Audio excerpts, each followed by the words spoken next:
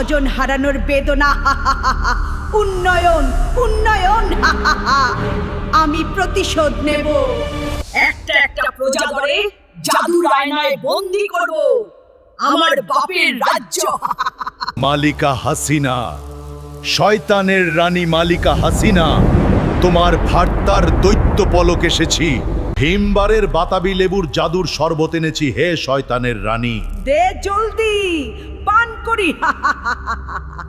হে আমার গোলাম, আমার বাপের রাজ্য।